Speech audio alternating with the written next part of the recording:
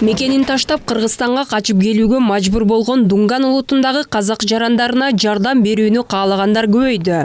Алардын бири жеке ишкер Мухаммед Жетшеза. Ал окуя болгон күнү чек арада болгон. Абалды көрүп кайдыгер боло албаган каарманыбыз Кыргызстанга качып келген Дунган улутунун өкүлдөрүнө гуманитардык жардам аянтчасын уюштурган. Жетшеза кафе иштеткендиктен көмөк көрсөтүүнү каалагандар тамак аш, кийим кечеден тарта жаш балдардын жалаягына чейин ушул жерге алып келип таштап кетишүүдө.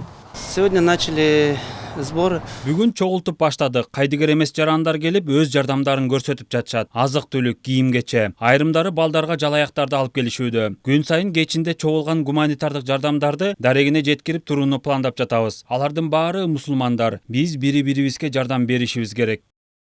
Казакстандан Кыргызстанга болжол менен 4000 дунган келген. Алар Чүй өрөөнүнүн ар кайсы айылдарына убактылуу жайгаштырылган. Качып келгендердин жарымы учурда өз мекенине кайтышты. Чек ара кызматынын айтымында Кең Булуң жана Токмок өткөрүү жайларында абал туруктуу. Бардык өткөрүү көзөмөл пункттары штаттык режимде иштеп жатат.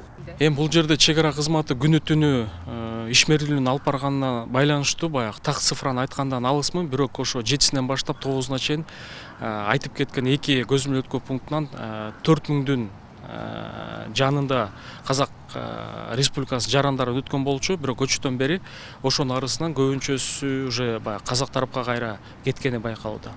Жамбыл облусунун Кордай районундагы жаңжалдан улам 10 адам каза болуп, 40тан ашуун киши жаракат алган. Учурда 5 адам Токмок шаарынын аймактар аралык ооруканасында дарыгерлердин көзөмөлүндө. Баарынын абалы туруктуу, даттануулар жок, денелеринин ар кандай жеринен жаракат алышкан, айрымдарынын мээси чайкалган. Казакстандын Жамбыл облусунун Кордай районундагы баш аламандыктан улам 30 үй, 15 дүкөн, 23 автоунаа күйүп кеткен. Жаңжалдын келип чыгуу себептери азырынча белгисиз. Сооронбай Жээнбеков Казакстандын президенти Касым-Жомарт Токаев менен телефон аркылуу сүйлөшүп, Кыргызстан элинин атынан Кордай районунда болгон окуянын кесепетинен курман болгондордун жакындарына жана туугандарына көңүл айтып, жаракат алгандардын тез айыгып кетүүсүн каалады. Өлкө башчы Кыргызстан оор мезгилдерде боордош казак элине ар дайым жардам берип келерин жана жардам берүүсүн уланта берерин билдирди. Тазагүл Эмилбекова, Адина Досумбетова, Тилек Жуматаев, Нью ТВ.